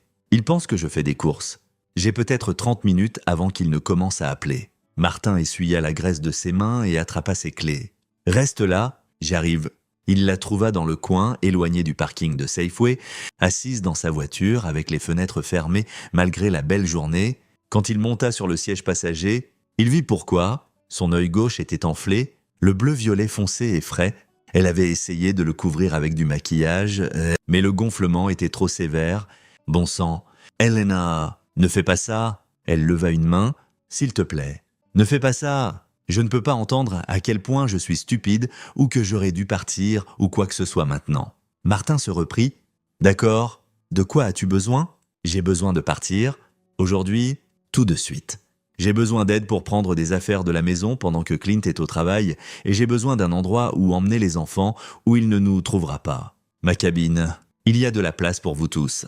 J'ai un système de sécurité et des serrures qui fonctionnent vraiment et je serai là chaque soir. Elena hocha la tête, les mains tremblantes serrant le volant. Il sait, à propos de la visite des services de protection de l'enfance. À propos de toi posant des questions en ville, il sait que quelqu'un monte un dossier contre lui et il devient paranoïaque et hier soir, sa voix se brisa. Hier soir était mauvais, pire que d'habitude, et j'ai réalisé que si je ne pars pas maintenant, l'un de nous pourrait ne pas survivre à ça. Où est June? Garderie jusqu'à 15h. Andrew est à l'école. D'accord, voici ce qu'on fait. Tu rentres à la maison? Emballe l'essentiel. Vêtements, documents, médicaments, tout ce que tu ne peux pas remplacer. Je te suivrai là-bas et t'aiderai à charger tout dans mon pick-up. On amène tout chez moi, puis on récupère les enfants ensemble. Et s'ils rentrent tôt, alors je m'en occuperai. Elena rencontra ses yeux, cherchant quelque chose, du réconfort, peut-être ou la preuve qu'il pensait ce qu'il disait. Ce qu'elle vit sembla la satisfaire car elle hocha la tête une fois, tranchante et décisive. D'accord, allons-y. Ils roulèrent en convoi jusqu'à la maison d'Elena. La rue était calme, un jeudi matin typique dans un quartier ouvrier. Martin gara son pick-up dans l'allée, bloquant la place habituelle de Clint. Une petite revendication territoriale, mais intentionnelle. À l'intérieur, la maison montrait des signes du chaos qu'Elena avait décrit. Une lampe gisait cassée dans le coin, des trous dans les cloisons sèches où des poings avaient frappé. La table de cuisine était propre. Mais le sol en dessous était jonché de fragments d'assiettes brisées qui n'avaient pas été entièrement balayés. Commence par l'essentiel, dit Martin. Documents importants d'abord, acte de naissance, carte de sécurité sociale, dossiers médicaux, tout papier financier que tu peux trouver. Elena se déplaça dans la maison avec l'efficacité de quelqu'un qui avait planifié ce moment. Même si elle ne se l'était pas admis, elle tira des fichiers d'un tiroir de cuisine, les fourra dans un sac à dos. Martin l'aida à rassembler des vêtements, se concentrant sur des articles pratiques, vestes, chaussures, assez de tenues pour une semaine. Ils emballèrent les affaires des enfants rapidement, remplissant des sacs poubelles parce qu'il n'y avait pas le temps d'être ordonné. Ils chargeaient le dernier sac dans le pick-up de Martin quand le Dodge Ram de Clint tourna dans la rue. « Rentre dans la maison », dit doucement Martin. « Elena, rentre dans la maison, verrouille la porte. Ne sors pas quoi que tu entendes. » Elle hésita, puis courut vers la porte d'entrée. Martin entendit le verrou cliquer juste au moment où Clint se gara dans l'allée derrière le pick-up de Martin. Le bloquant, Clint descendit lentement, prenant la scène en compte, le pick-up de Martin chargé de sacs, l'absence d'Elena, la preuve claire que quelque chose se passait qu'il ne contrôlait pas. Son visage passa par plusieurs expressions en succession rapide. Confusion, réalisation, fureur. Qu'est-ce que tu crois faire? Martin se tenait près de la benne de son pick-up, les mains détendues le long du corps, poids équilibrés, emmener Elena et les enfants dans un endroit sûr. Tu voles ma famille? Ce ne sont pas des biens, et ils ne sont pas en sécurité ici. Clint s'approcha, chaque pas délibéré. Tu penses pouvoir juste entrer dans ma maison, prendre ma copine et mes enfants, et je suis censé laisser ça arriver. Elle a demandé de l'aide, je l'aide. Elle n'a rien demandé. C'est toi qui l'as empoisonné contre moi, qui a tourné ses enfants contre moi, qui m'a fait passer pour un monstre. Je n'ai pas eu à te faire passer pour quoi que ce soit. Tu l'as fait toi-même? Le visage de Clint s'assombrit. Ce gamin est un menteur. Dramatique petit, il a 7 ans, assez grand pour savoir qu'il ne faut pas inventer des histoires. Martin garda une voix égale, les mains visibles et non menaçantes, mais sa posture changea subtilement en quelque chose de plus équilibré. Où est Elena? Elle ne veut pas te voir? Alors, elle peut me le dire elle-même. Ils restèrent là plusieurs secondes, 2 hommes dans un encadrement de porte, se mesurant l'un l'autre. Martin savait ce que Clint voyait, quelqu'un de 10 centimètres plus petit, plus mince, moins évidemment puissant. Ce que Clint ne savait pas, c'est que Martin avait passé 8 ans à apprendre à neutraliser des gens 2 fois sa taille, qu'il portait une mémoire musculaire de 100 entraînements au combat au corps à corps, qu'il était calme d'une façon que Clint ne comprendrait jamais. Parce que Martin avait déjà décidé comment ça finirait si Clint rendait sa physique. Elena apparut derrière Clint, son visage pâle. « Martin, c'est bon, on discute juste. Tu m'as appelé il y a 10 minutes et dit que tu avais besoin de moi ici. Je réagissais de manière excessive. Tout va bien maintenant. » Martin regarda par-dessus Clint vers sa cousine. Elle se tenait les bras autour d'elle, épaules voûtées, se faisant petite. Andrew était visible dans le couloir derrière elle, observant l'interaction avec de grands yeux. « Elena, j'ai besoin de t'entendre le dire. Toi et les enfants, êtes-vous en sécurité ?»« Oui, nous sommes en sécurité. Tu peux partir. » Les mots étaient justes, mais la livraison était fausse. Elle lisait un script disant ce que Clint voulait entendre. Martin pouvait voir la peur en dessous, le calibrage prudent de son ton pour éviter de déclencher la colère de Clint. « D'accord, » dit Martin, « mais je vais t'appeler plus tard pour vérifier. Et si tu as besoin de quoi que ce soit, appelle-moi immédiatement. » Elena hocha vite la tête. Clint sourit, un sourire de vainqueur, et ferma la porte au nez de Martin. Martin resta sur le porche un long moment, fixant cette porte fermée, sentant le poids de sa propre impuissance. Il ne pouvait pas forcer Elena à partir, il ne pouvait pas arrêter Clint. Tout ce qu'il pouvait faire était documenter et attendre et espérer que les choses n'escaladent pas avant que l'aide arrive. Mais l'espoir n'était pas un plan. Il roula de retour à son atelier et passa le reste du samedi à travailler sur des jobs de maintenance routine, changeant de l'huile et rotant des pneus, laissant le travail mécanique occuper ses mains pendant que son esprit churnait des scénarios. À 18h, il ferma et roula jusqu'à sa petite cabine au nord de la ville. 2 chambres, un poêle à bois, une vue sur les montagnes qui lui apportaient habituellement la paix. Ce soir, la vue ne signifiait rien. Il s'assit sur son porche et appela Elena. Le téléphone sonna 6 fois avant d'aller sur messagerie. Il essaya à nouveau, même résultat. Martin envoya un texto. « Appelle-moi quand tu auras ça. Je veux juste m'assurer que tu vas bien. » Pas de réponse. Il attendit 1 heure, puis roula devant la maison d'Elena. Les lumières étaient allumées, mais les rideaux tirés, les 2 véhicules dans l'allée, aucun signe évident de détresse. Mais ça ne signifiait pas grand-chose.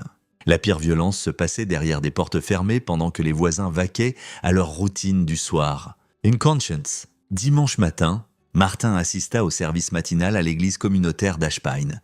Quelque chose qu'il faisait plus par habitude que parfois. Elena venait habituellement au même service, assise au fond avec les enfants. Aujourd'hui, son banc était vide. Après l'église, Martin essaya d'appeler à nouveau. Messagerie. Il envoya un autre texto. Pas de réponse. Dimanche soir, il envisageait des options allant de demandes de contrôle de bien-être à se présenter à la porte d'Elena avec le shérif Brandt. Mais il avait été soldat assez longtemps pour savoir que forcer une situation trop tôt pouvait se retourner contre soi. Elena avait besoin de choisir de partir. Être pressurée par la famille pourrait la pousser plus loin dans le contrôle de Clint. Lundi matin arriva froid et gris. Martin ouvrit son atelier à 7h et passa la matinée à reconstruire un moteur, laissant le travail familier calmer ses nerfs. À midi, son téléphone sonna enfin. « Elena, salut ?» répondit-il, essayant de garder le soulagement hors de sa voix. « Je dois récupérer Andrew à l'école aujourd'hui à 15h.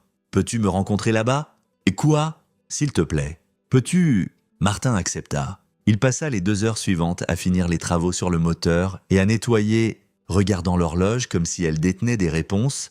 À 14h45, il roula jusqu'à l'école élémentaire d'Ashpine, un bâtiment bas en briques avec une aire de jeu et un parking qui se remplissait de minivans chaque après-midi.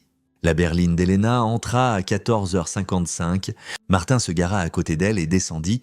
Elena avait l'air pire qu'elle ne l'avait samedi, épuisée, tirée, comme si elle n'avait pas dormi depuis des jours. Ils se tinrent entre leurs véhicules, ne se regardant pas vraiment l'un l'autre. « Clint ne sait pas que je t'ai appelé ?» dit Elena doucement. « Il pense que je vais juste chercher Andrew comme d'habitude. Que se passe-t-il ?» Avant qu'Elena puisse répondre, une femme d'une 30aine d'années s'approcha de l'entrée de l'école. Elle portait un pantalon et un cardigan, un sac en bandoulière et avait la démarche déterminée de quelqu'un en mission. Elle hocha la tête vers Elena, puis tendit la main à Martin. « Vous devez être Martin Pike ? Je suis Talia Grims, la professeure d'Andrew. » Ils se serrèrent la main. Talia fit signe vers un banc au bord du parking. « Pouvons-nous parler un moment ?» Tous les 3. Ils s'assirent, Elena au milieu, grattant son ongle du pouce, comme si ça pouvait offrir une échappatoire. Talia sortit un dossier de son sac et l'ouvrit soigneusement. « Je veux commencer par dire qu'Andrew est un gamin brillant et gentil. Il est bon en maths, adore lire, aide les autres élèves sans qu'on le lui demande. Il est exactement le genre d'élève que les professeurs espèrent. Mais, Inchita Martin, mais au cours des derniers mois, j'ai remarqué des changements préoccupants. Il reste après l'école presque tous les jours, offrant de m'aider à nettoyer la classe ou à organiser les fournitures. Quand je suggère qu'il devrait rentrer chez lui, il trouve des excuses. il veut finir un projet, il a besoin d'utiliser la bibliothèque de la classe. N'importe quoi pour retarder le départ. C'est arrivé au point où j'ai commencé à demander pourquoi il ne voulait pas rentrer à la maison. Le visage d'Elena était pâle. Qu'a-t-il dit? Au début, rien. Puis la semaine dernière, il m'a dit que la maison est trop bruyante. Quand j'ai demandé ce qu'il voulait dire, il a dit qu'il y a beaucoup de cris et parfois des choses se cassent et que c'est plus facile de ne pas être là. Talia tendit le dossier à Martin. À l'intérieur se trouvaient des notes du conseiller scolaire datées des 3 derniers mois. Andrew a rapporté avoir fait des cauchemars 3 fois cette semaine. Andrew s'est endormi en classe. La mère dit qu'il a du mal à dormir à la maison. Andrew a été surpris par un bruit fort dans le couloir, a eu une crise d'anxiété dans les toilettes. Andrew a dessiné un portrait de famille en cours d'art qui montrait lui et sa sœur séparés des adultes par une ligne noire épaisse. Le conseiller a référé ses préoccupations à l'administration. Talia continua. Nous avons essayé de vous joindre, Elena, mais le numéro de téléphone que nous avons au dossier ne fonctionne pas. Clint a changé notre forfait, dit Elena doucement. Je n'ai plus mon propre téléphone. Nous partageons le sien. Talia et Martin échangèrent des regards. C'était un isolation textbook. Couper la communication indépendante de la victime. L'école est tenue de rapporter les soupçons d'abus sur enfants, dit prudemment Talia. Le directeur a déposé un rapport auprès des services de protection de l'enfance vendredi dernier. Ils vous contacteront bientôt si ce n'est pas déjà fait. Elena eut l'air sur le point d'être malade. Je ne savais pas qu'il faisait des cauchemars. Il ne me l'a jamais dit. Les enfants cachent souvent les choses pour protéger leurs parents. Des sentiments, Talia, ils ne veulent pas aggraver les problèmes. La cloche de l'école sonna. En quelques minutes, les enfants inondèrent le parking, sacs à dos rebondissants, voix portant dans l'air de l'après-midi. Andrew apparut dans l'encadrement de la porte, scrutant le lot jusqu'à ce qu'il repère la voiture de sa mère. Il s'approcha lentement, son enthousiasme initial à voir sa maman s'estompant quand il remarqua Martin et sa professeure assis ensemble. « Suis-je en trouble ?» demanda Andrew. « Non, mon pote, » dit Martin. « On discute juste. Comment était l'école aujourd'hui? Bien ?» La réponse automatique d'un enfant qui avait appris à ne pas se plaindre. Talia se leva et ébouriffa les cheveux d'Andrew. « Tu as été super au quiz de maths aujourd'hui. Je suis fier de toi. » Andrew réussit un petit sourire. Talia tendit une carte à Elena avec le numéro direct du conseiller scolaire et repartit vers le bâtiment. Martin la regarda partir, reconnaissant que quelqu'un d'autre ait remarqué les signes, que Andrew est au moins un adulte dans sa vie quotidienne qui prêtait attention. Elena installa Andrew dans la voiture. Martin se pencha par la fenêtre du conducteur. « Où est June ? À la garderie ? Je dois la récupérer avant 17h où ils facturent un supplément. Viens chez moi après. Dîne avec moi. Juste nous 4.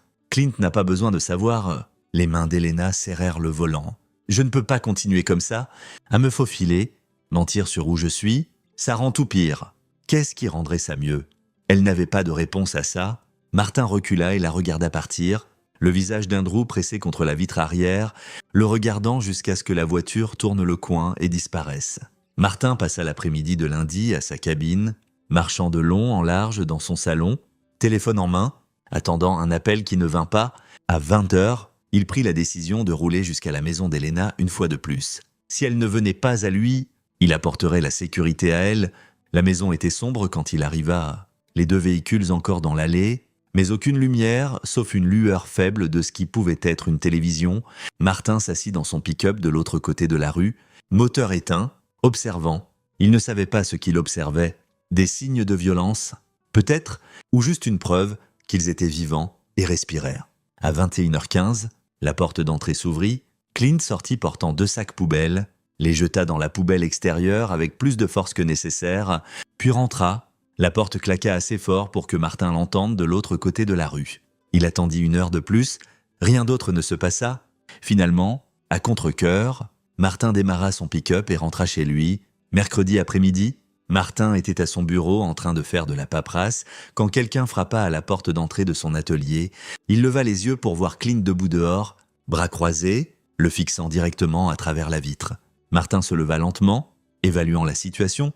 Clint était seul. Son pick-up était garé dans le lot, moteur tournant. Il ne tenait aucune arme visible, mais ça ne signifiait pas grand-chose. Le contremaître de Martin, Dale, apparut de la baie de garage. « Voulez appeler les flics ? Pas encore ? Garde ton téléphone prêt. » Martin marcha jusqu'à la porte et l'ouvrit, restant dans le seuil. « Tu violes une ordonnance de protection rien qu'en étant ici. » Les deux petits ont un mandat d'arrêt contre toi? Je ne suis pas ici pour Elena. La voix de Clint était soigneusement contrôlée, pratiquée. Je suis ici pour mes outils. J'ai laissé du matériel chez elle avant tout ça. Je les veux de retour. Dépose une plainte civile. Tu ne t'approches pas de cette maison. Ces outils valent 2000 $. J'en ai besoin pour le travail. Tu aurais dû y penser avant de terroriser ta copine et ses enfants. La mâchoire de Clint se serra. Tu ne sais pas ce qui s'est passé.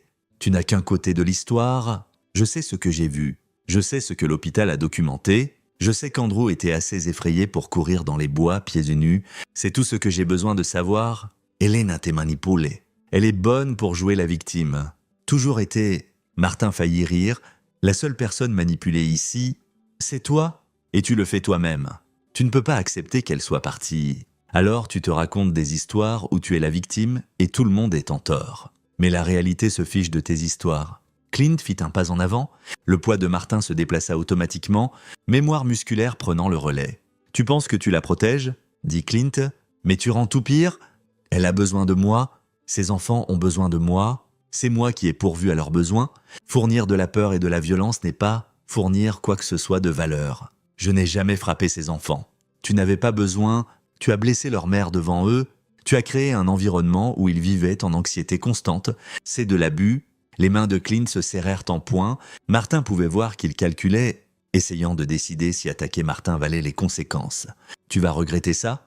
dit enfin Clint. « Vous tous, vous allez souhaiter vous être mêlés de vos affaires ?» Il se tourna et marcha vers son pick-up. Martin le regarda partir, puis rentra et appela le shérif Brandt. « Il vient de se montrer à mon atelier. A fait des menaces vagues, parti avant que je puisse le retenir. A-t-il menacé spécifiquement ? Il a dit que nous regretterions de nous être mêlés de ses affaires. J'ai d'elle comme témoin, c'est assez pour des charges de menaces. La liste des mandats s'allonge. Quand nous le cueillons, il regarde multiples chefs, mais ils ne le cueillirent pas mercredi ni jeudi. Clint avait disparu, évitant ses endroits habituels, restant hors du radar. Plus il restait libre, plus il devenait dangereux. Jeudi après-midi, Martin était à la cabine en train de préparer le dîner quand Andrew sortit de la chambre, l'air troublé. « Peux-je te demander quelque chose ?»« Bien sûr, mon pote.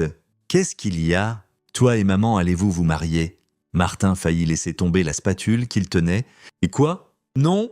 Pourquoi penses-tu ça ? Parce que nous vivons ici maintenant et tu t'occupes de nous et j'ai entendu maman dire à son ami au téléphone que tu es le meilleur homme qu'elle connaît. » Martin s'agenouilla au niveau d'Andrew. « Ta maman et moi sommes de la famille. J'aide parce que c'est ce que fait la famille. » Mais nous ne sortons pas ensemble ou nous ne nous marions pas ou quoi que ce soit comme ça. C'est ma cousine, et je l'aime comme on aime la famille. Ça a du sens ? Andrew hocha lentement la tête. Mais tu vas encore être là ? Même après que nous déménagions, je vais encore être là ? Je ne vais nulle part ? Le gamin eut l'air soulagé. Bien. Parce que Clint disait toujours qu'il serait là, et puis il se fâchait et menaçait de partir, et maman pleurait. Je ne veux plus que maman pleure. Moi non plus ?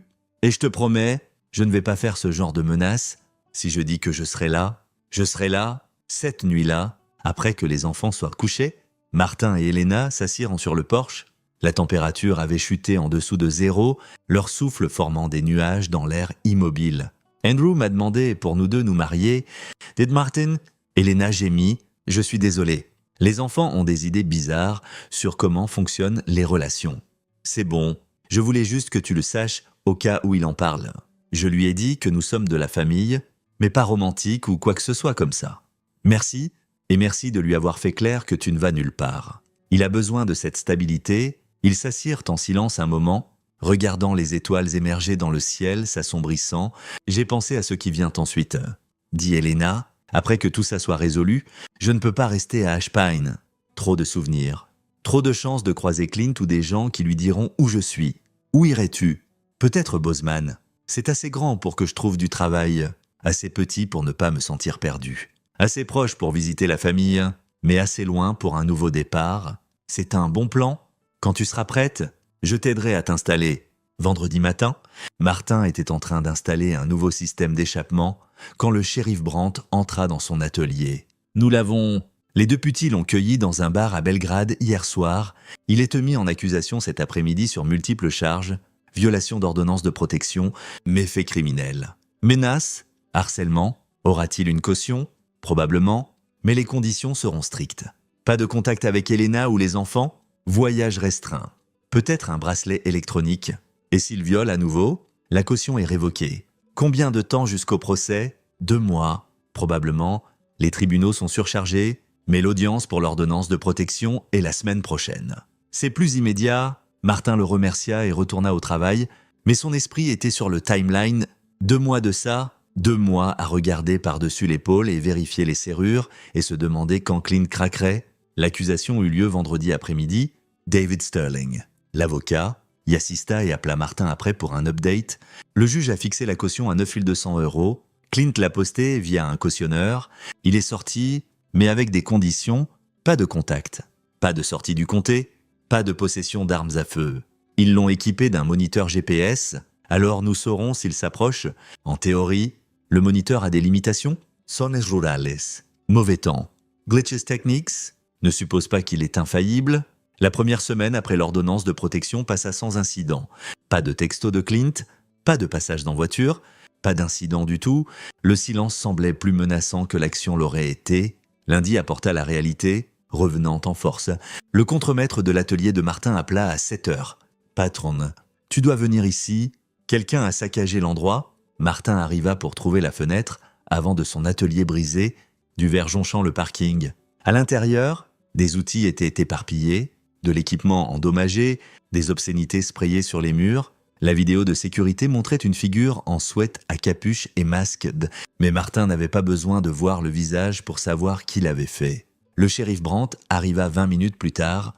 Il marcha à travers les dommages, photographiant tout, collectant les preuves existantes. « C'est la silhouette de Clint », dit Brandt, revoyant la vidéo de sécurité, même taille, même type de corps, et le timing, moins de 48 heures après l'ordonnance de protection. C'est de la retaliation? Peux-tu l'arrêter? Pas encore. La vidéo n'est pas assez claire pour prouver l'identité, mais ajoute-la au dossier, c'est part du pattern. Martin passa lundi à nettoyer le verre cassé et à inventarier les dommages. L'assurance couvrirait la plupart, mais le message était clair. Clint ne reculait pas. Il escaladait, essayant de blesser Martin comme proxy pour Elena. Cet après-midi-là, Martin prit une pause et roula jusqu'à l'école élémentaire. Il appela à l'avance et arrangea une rencontre avec le directeur et la sécurité de l'école pour garder Andrew en sécurité. Ils ajoutèrent le nom et la photo de Clint à une liste d'individus interdits, instruisirent tout le personnel qu'Andrew ne pouvait être relâché qu'à Elena ou Martin. Augmentèrent la surveillance pendant les arrivées et départs. « Nous prenons ces situations au sérieux », assura le directeur. « Andrew sera en sécurité ici. » Mardi apporta une autre escalade. Martin était sous une Toyota Camry quand son téléphone sonna. Un numéro du Montana qu'il ne reconnaissait pas. « Est-ce Martin Pike ?»« Oui. Qui est-ce » ? J'appelle de l'église communautaire d'Ashpine. Il y a un monsieur ici qui dit qu'il a besoin de parler à Elena Richardson d'une urgence familiale. Il demande ses coordonnées. Je voulais vérifier avant de donner quoi que ce soit. L'estomac de Martin se serra. Quel est son nom? Clint Massey. Il dit qu'il est son petit ami. Ne lui donnez aucune information. Elena a une ordonnance de protection contre lui. Appelez le bureau du shérif tout de suite et rapportez qu'il était là. Martin raccrocha et appela immédiatement Elena. Reste dans la cabine. Verrouille toutes les portes. Clint te cherche. Les 2 petits sont en route pour l'église.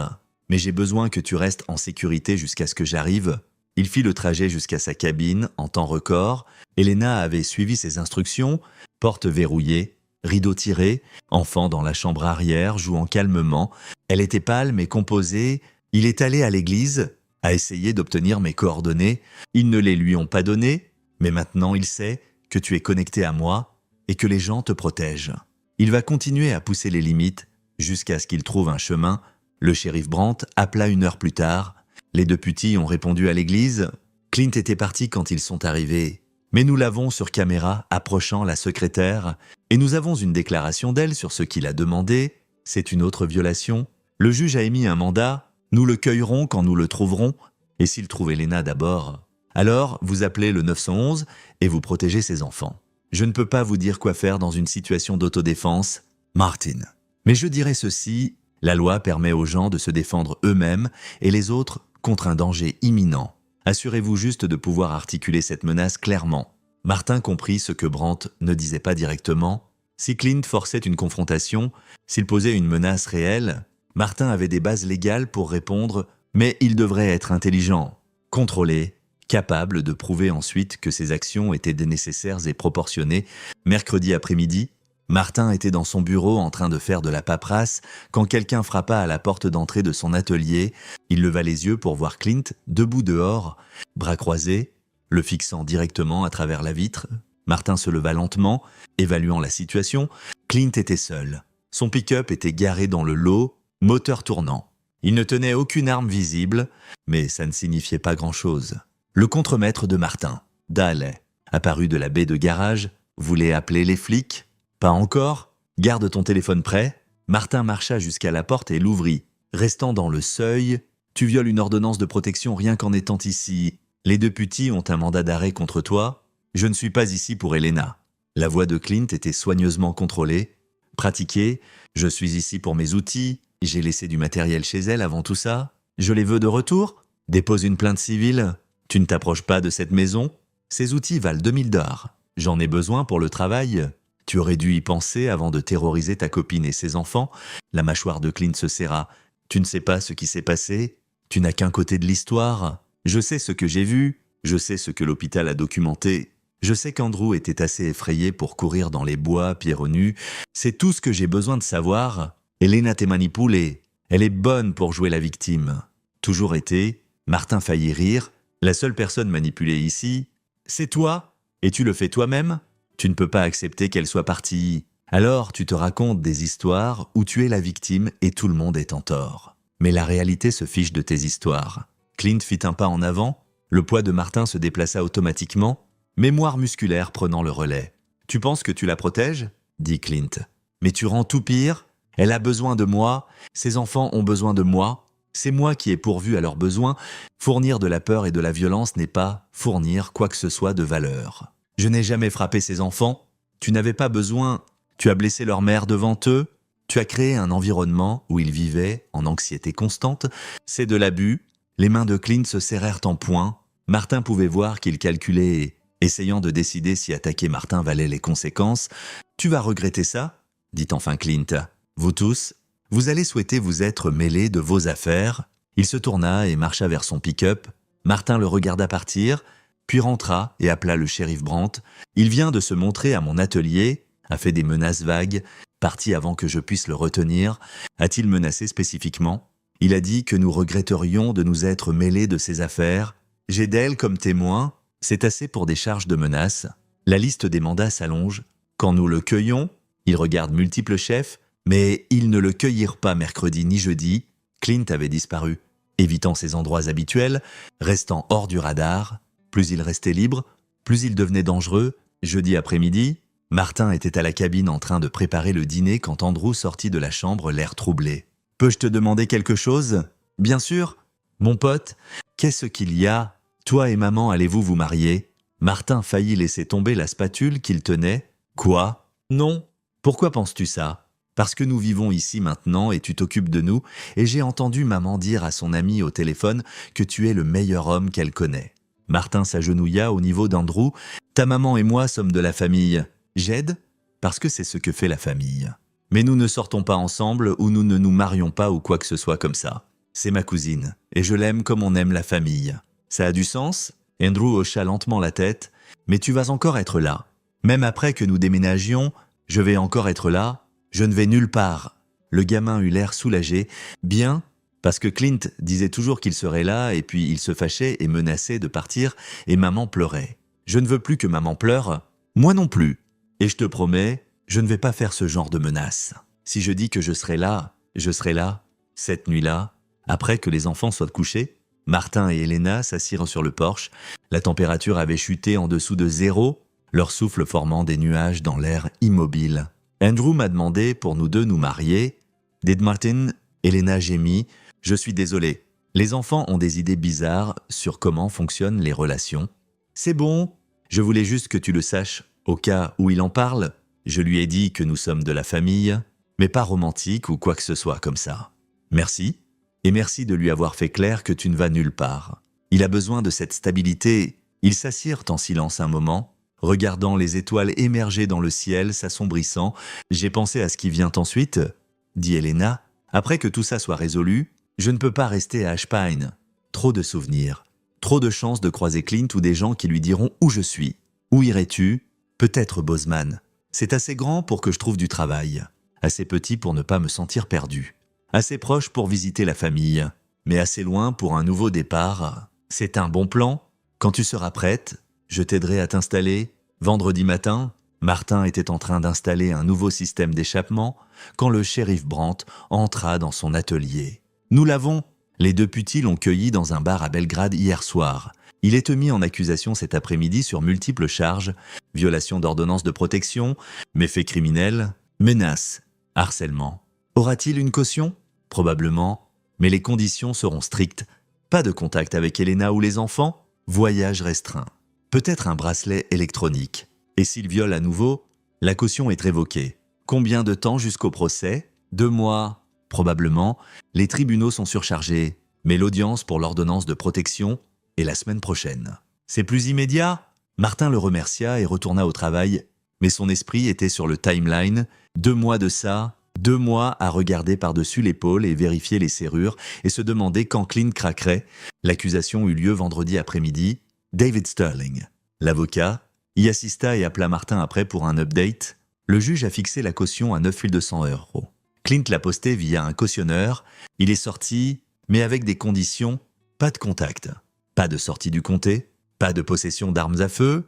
Ils l'ont équipé d'un moniteur GPS, alors nous saurons s'il s'approche. En théorie, le moniteur a des limitations. Zones rurales, mauvais temps, glitches techniques.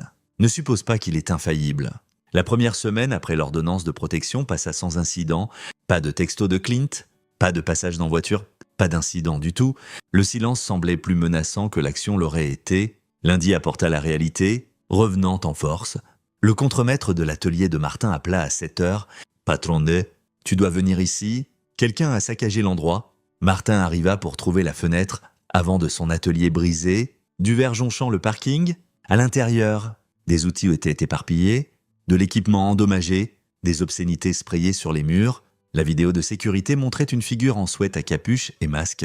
Mais Martin n'avait pas besoin de voir le visage pour savoir qui l'avait fait.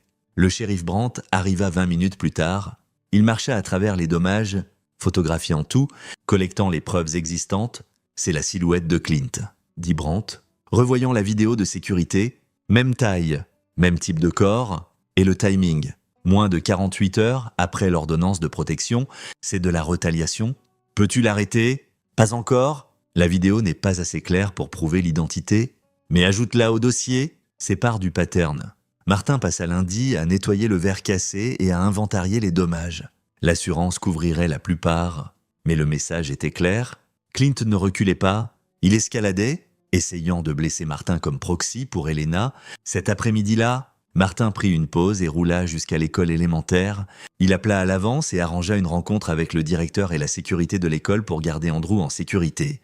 Ils ajoutèrent le nom et la photo de Clint à une liste d'individus interdits, instruisirent tout le personnel qu'Andrew ne pouvait être relâché qu'à Elena ou Martin.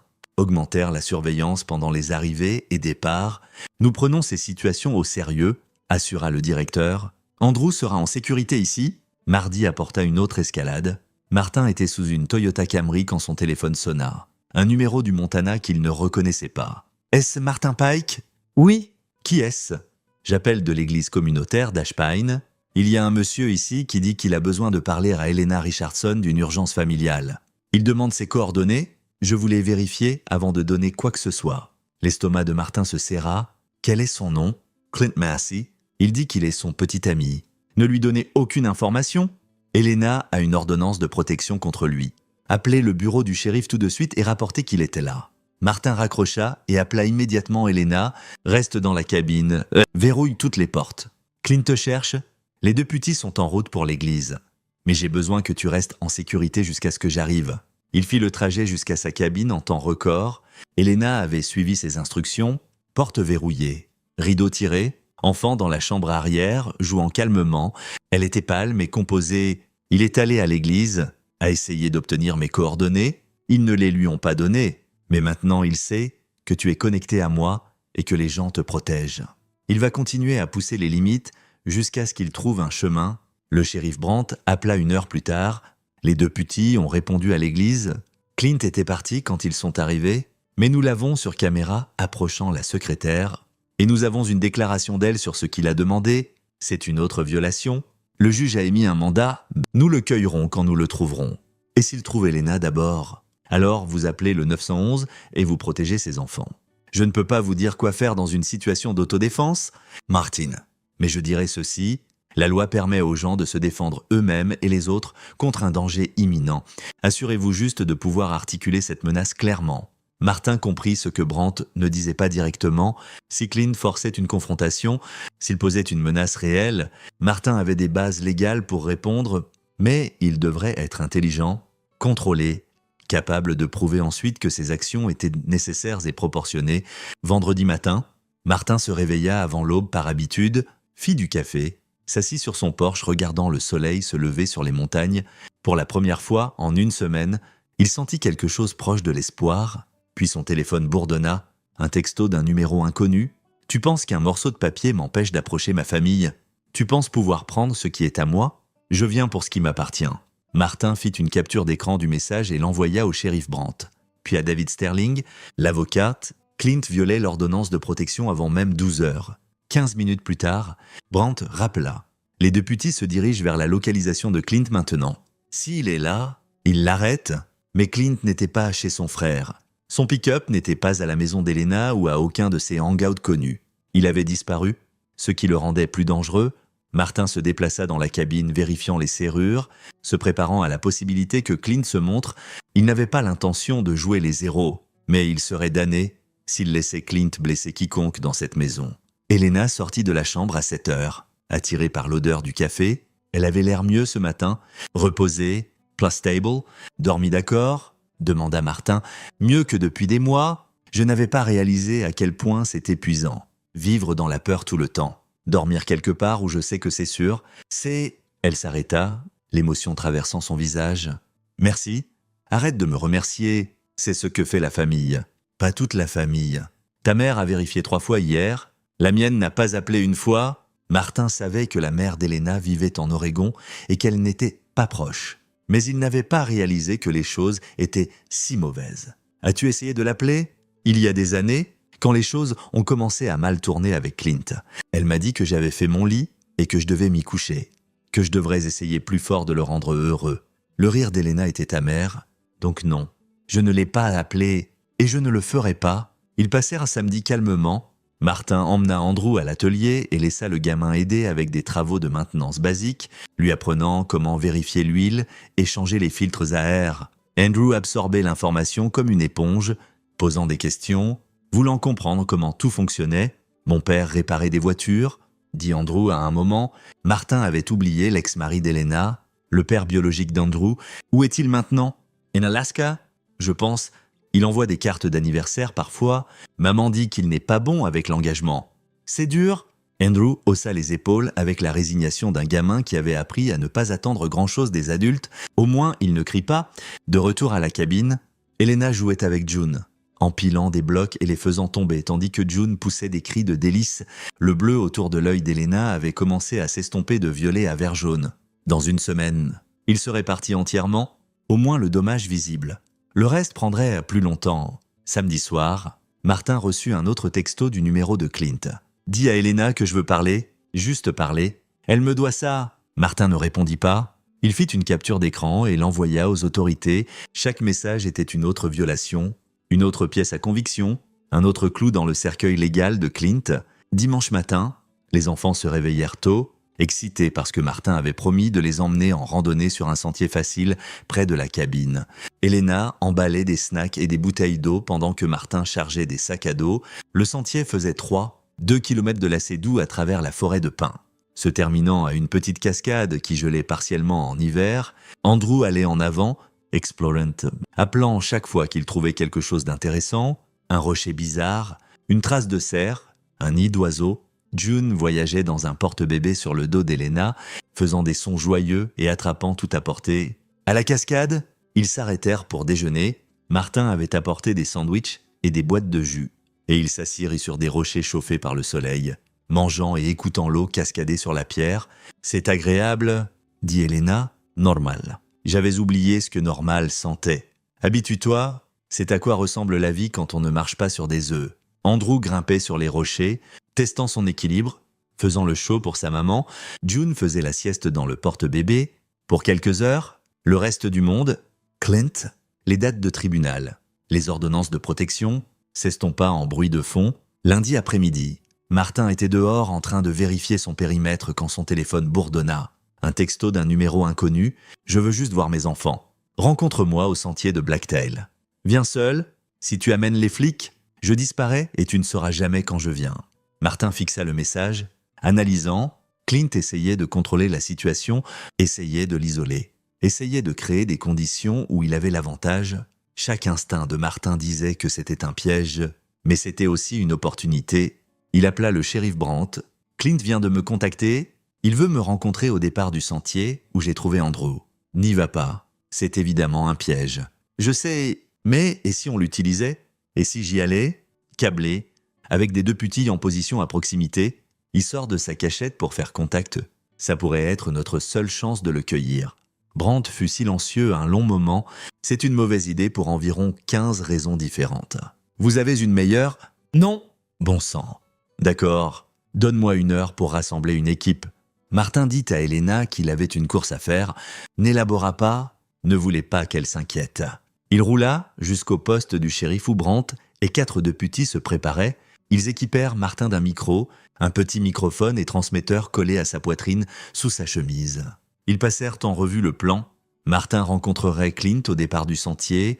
Les deputies seraient positionnés dans les bois entourant le parking. Si Clint menaçait Martin ou faisait un mouvement vers la violence, ils interviendraient. Si Clint essayait de fuir, il poursuivrait. « Ton job est de le garder à parler », dit Brandt. « Le garder immobile.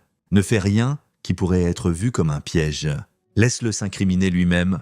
Et s'il est armé, alors tu te jettes au sol et nous nous en occupons. » Ils arrivèrent au sentier de Blacktail à 16h, 2 heures avant le coucher du soleil. Les deputies se déplacèrent en position dans les bois, 2 au nord, 2 au sud. Brandt, lui-même dans un véhicule de commandement à 800 mètres sur la route. Monitorant l'audio, Martin gara son pick-up et attendit. À 16h37, une berline Ford bleue entra dans le lot. Clint descendit, regarda autour prudemment, puis marcha vers le pick-up de Martin. Martin descendit pour le rencontrer, gardant le pick-up entre eux. « Me demandais si tu viendrais vraiment ?» dit Clint. « Que veux-tu ? Je te l'ai dit, je veux voir mes enfants. Ce ne sont pas tes enfants ? Tu n'es pas leur père et tu as 0 droit légaux sur eux. J'ai vécu avec eux pendant 8 mois. J'ai pourvu à leurs besoins. Ça compte pour quelque chose. Ce que ça compte, c'est des charges d'abus domestiques et une ordonnance de protection. » Clint durcit l'expression. « Tu as tourné Helena contre moi ? Helena est partie parce que tu l'as blessée. Je lui ai juste donné un endroit sûr où aller. Elle n'était pas blessée. Elle exagère. Elle fait ça. » Martin remarqua comment les mains de Clint n'arrêtaient pas de se serrer et se relâcher. Comment ses yeux ne se posaient pas sur un spot. L'homme était tendu, peut-être sous quelque chose, définitivement instable. « Pourquoi voulais-tu vraiment me rencontrer ?» demanda Martin. « Parce que nous savons tous les deux que ce n'est pas pour voir les enfants. Je voulais te donner une chance de réparer ça. Tu dis à Helena d'abandonner les charges et l'ordonnance de protection. Tu lui dis de revenir, on règle ça comme des adultes, ça n'arrivera pas, alors tu vas le regretter. C'est une menace, c'est une promesse. Tu penses pouvoir les protéger? Tu penses être une sorte de héros? Tu es personne? Tu es juste un soldat lavé jouant le chevalier blanc. » Martin garda une voix égale, laissant les mots de Clint être enregistrés clairement. « Je vais te donner une chance de partir.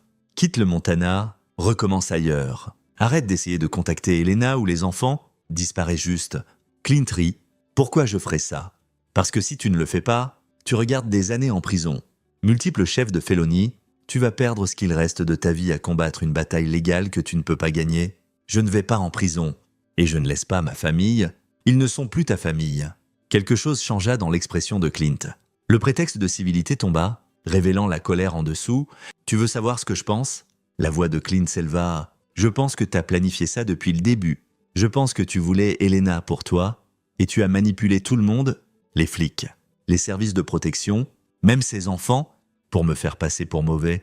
Toute cette chose est un piège, c'est une fantaisie paranoïaque. Tu t'es fait ça toi-même?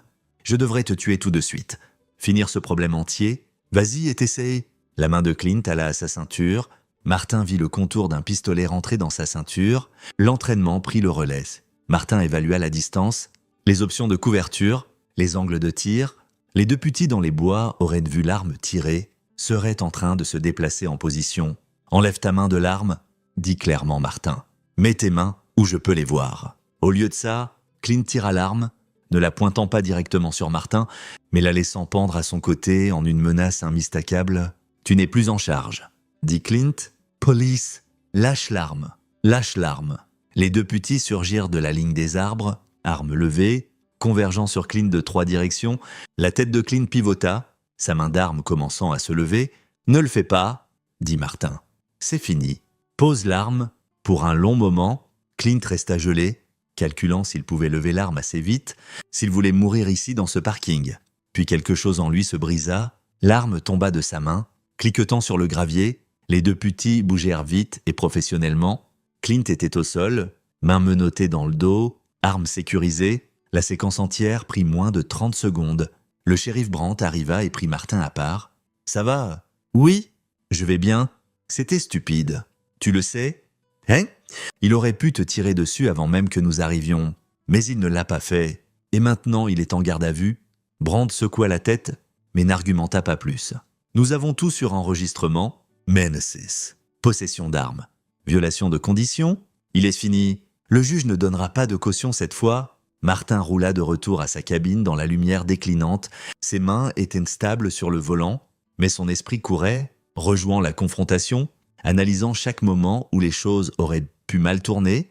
Elena le rencontra à la porte, scrutant son visage. « Où étais-tu vraiment ?»« Au sentier de Blacktail. Avec le shérif Brandt. Clint est en garde à vue. » Ses genoux fléchirent. Martin la rattrapa, l'aida jusqu'au canapé. Elle pleurait, pas des larmes tristes, mais un soulagement si profond qu'il l'accablait physiquement. « C'est fini ?» demanda-t-elle entre sanglots. « C'est vraiment fini ? Il va en prison. Il ne pourra plus te blesser. » Andrew et June sortirent de la chambre, attirés par les pleurs de leur mère. Quand Elena expliqua entre larmes qu'ils étaient en sécurité maintenant, que Clint était parti et ne reviendrait pas, Andrew fit quelque chose que Martin ne l'avait pas vu faire depuis des semaines. Il sourit. Les semaines suivantes passèrent dans un flou de procédures légales. Clint fut mis en accusation sur multiples chefs de félonie, agression aggravée, violation d'armes. Trac. Multiples comptes de violation d'ordonnances de protection. Son défenseur public essaya de négocier un plaidoyer, mais le procureur refusa. Cette affaire allait au procès. Elena commença une thérapie, travaillant avec un conseiller spécialisé dans les survivants de violences domestiques. Andrew assista aussi à des sessions, apprenant à traiter le traumatisme qu'il avait témoin. June était trop jeune pour une thérapie formelle, mais le pédiatre dit qu'elle montrait déjà des signes d'amélioration, meilleur sommeil, plus détendu, prenant du poids. Martin aida Elena à trouver un appartement à Bozeman, un 2 pièces dans un complexe avec des portails de sécurité et une gestion sur place. Ce n'était pas grand-chose, mais c'était propre et sûr, et entièrement à elle. Ils l'emménagèrent un samedi, Martin enrôlant des vétérans de son groupe de soutien pour aider à transporter les meubles. « Tu es sûr que tu seras bien ici ?» demanda Martin alors qu'il finissait de déballer. « Je pense que oui. Ça semble différent de la cabine. Comme si c'était vraiment à moi. Tu sais, pas juste un endroit où je me cache. Tu as mon numéro ? N'importe quand, n'importe quelle raison. Tu m'appelles, je le ferai. Et Martin ?» Elle l'étreignit férocement. « Merci. Pour tout. Pour ne pas avoir abandonné sur nous quand je ne pouvais pas me sauver moi-même. Tu t'es sauvé toi-même ? J'ai juste aidé à porter les boîtes. » Le procès eut lieu en mars, 4 mois après l'arrestation de Clint. Martin témoigna, ainsi qu'Elena, le shérif Brandt, le conseiller scolaire, les infirmières de l'hôpital. Les preuves étaient accablantes. Témoignages, enregistrements, documents, photos. Le jury délibéra pendant 3 heures avant de rendre des verdicts de culpabilité sur tous les chefs. La sentence vint 2 semaines plus tard. Le juge donna à Clint 8 ans en prison d'État avec crédit pour le temps servi. Il serait éligible à la libération conditionnelle après 5 ans s'il complétait des programmes de gestion de la colère et d'évaluation de l'abus de substances. Elena n'était pas dans la salle d'audience pour la sentence. Elle avait dit son mot pendant les déclarations d'impact de la victime et n'avait pas besoin de voir Clint en chaîne pour avoir une fermeture. Mais Martin y assista, assis au dernier rang, regardant la justice être servie. Alors que Clint était emmené en menottes, il se tourna et trouva Martin dans la salle. Leurs yeux se croisèrent un moment. Martin ne détourna pas le regard. ne sursauta pas. Il avait fait une promesse de protéger Elena et ses enfants, et il l'avait tenue. Clint fut conduit par une porte latérale, disparaissant en garde du département des corrections.